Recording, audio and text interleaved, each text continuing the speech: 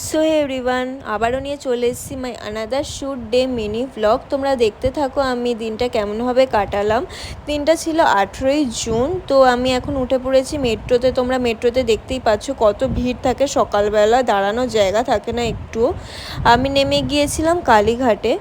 তো কালীঘাট থেকে যাব বেহালাতে। আমার আজকে শ্যুটের লোকেশান ছিল বেহালা। তো তারপরে আমি অটোতে বসে পড়েছিলাম, আর সেদিন হচ্ছিল সকাল থেকে বৃষ্টি। তো আগের মিনি ব্লগে তোমরা অনেক ভালোবাসা দিয়েছিলে, তাই জন্য একটা নিউ মিনি ব্লগ তোমাদের সাথে শেয়ার করলাম। আর দেখতে দেখতে চলে এলাম আমার মেকআপ আর্টিস্টের বাড়িতে।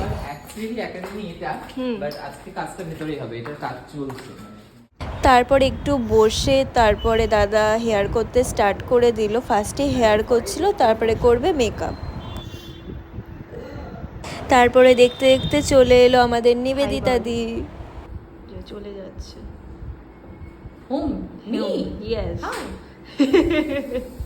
সো মেকআপ ছাড়া আমাকে অনেক ভয়ানক দেখতে লাগে, প্লিজ ইগনোর করবেন এগুলোকে। তো তারপরে আমি একটুখানি আয়না দেখে নিচ্ছিলাম। তো ওপর থেকে আমার ড্রেসটা ঠিক লাগছিলো, কিন্তু নিচের থেকে পেঙ্গুইনের মতো লাগছিলো, ডোন্ট মাইন্ড। তো তারপরে আমরা লাঞ্চ করতে বসে পড়লাম সবাই মিলে। তো ওখানে গিয়ে সবার সাথে হাই হ্যালো করে দিচ্ছিলাম। তো নিবেদিতা দিকে তো আমি আগের থেকে জানতাম। তো কোয়েলদির সাথে নতুন আলাপ হয়েছিল ওখানে গিয়ে, খুব ভালো ছিল দিদি। আর ওই দাদাটাও খুব ভালো ছিল, দাদাটার নাম আমি ভুলে গিয়েছিলাম, কিন্তু দাদাটাও খুব ভালো ছিল, দিদিটাও খুব ভালো ছিল। আর রাহুলদা সকাল থেকে বলে আসছিল আমার খিদে পেয়েছে আর খাচ্ছে একটুখানি। কত ভাত হোটেলে এইভাবেই দেয়, হোটেলে এই যে আমরা কি হোটেল স্টাইলে খাচ্ছি এখন নিজে নিয়ে নিচ্ছে বাচ্চাদের মতো।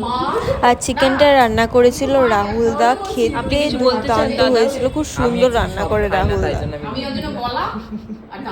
বাবা কিভাবে নিচ্ছে দেখুন।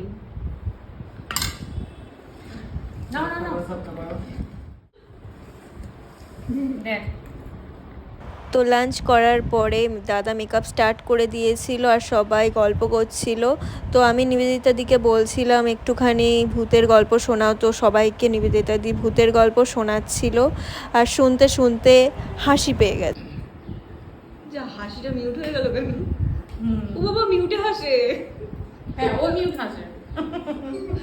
কি হলো? তো এটা আমার ফাইনাল লুক। তোমরা ফটো ভিডিও আগেই দেখেছো, আর অনেকেই বলেছো এই লুকে আমাকে অনেক ভালো লাগছিল। তো সবাইকে থ্যাংক ইউ। আর এটা আমার বিটিএস। তো তোমরা দেখতেই পাচ্ছিলো চুল কিভাবে ওড়াচ্ছিল হেয়ার ড্রায়ার দিয়ে। তো শ্যুটটা খুব মজা করতে করতে কমপ্লিট হয়ে গিয়েছিল। আর দাদাও খুব ভালো সাজিয়েছে, তোমরা দেখতেই পাচ্ছ।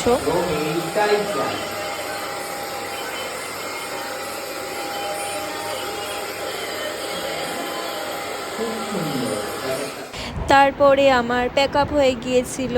তারপরে আমি একটুখানি ঢং করে মেকআপ তুলে তো বেরিয়ে পড়লাম আমার বাড়ি যাওয়ার উদ্দেশ্যে। তো দাদা দিদি আমাকে ছাড়তে যাচ্ছিল। তো এখানেই তাহলে মিনি ব্লগটা শেষ করলাম।